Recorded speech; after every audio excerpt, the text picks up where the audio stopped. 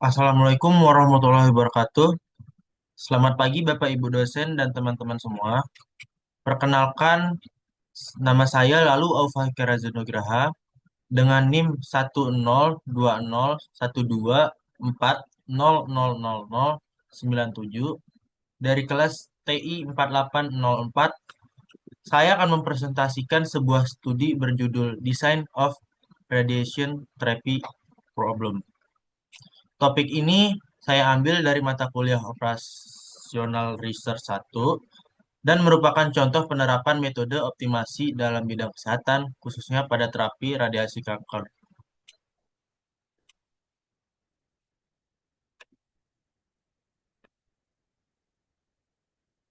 Di sini ada latar belakang kasus.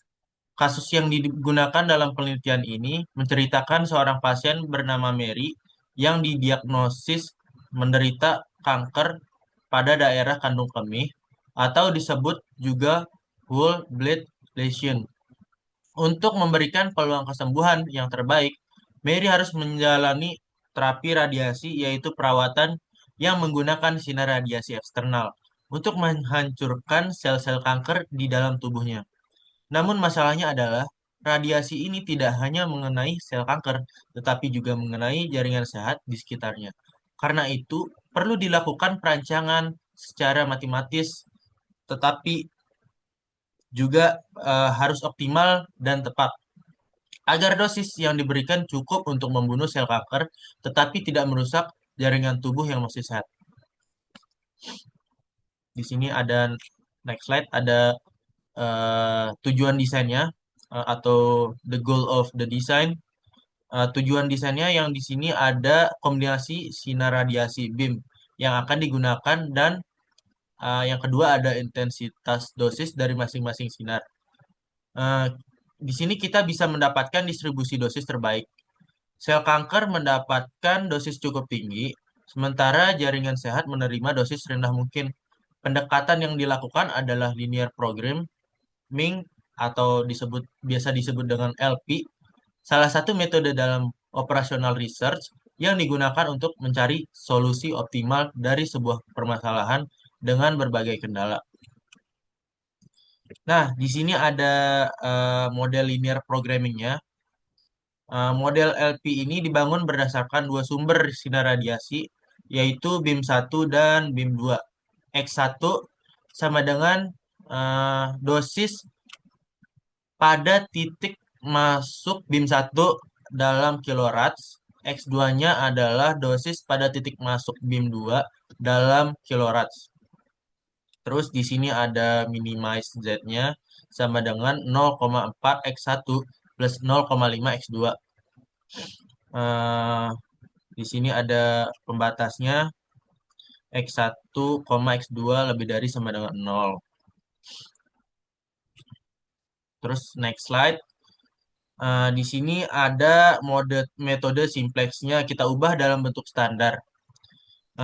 Z sama dengan 0,4 X1 plus 0,5 X2 plus 0 X3 plus 0 X4 dengan pembatas 0,3 X1 plus 0,1 X2 plus X3, 0,5 X1 plus 0,5 X2, 0,6 X1 plus 0,4 X2 kurang X4, terus X1, X2, X3, X4 lebih dari sama dengan 0.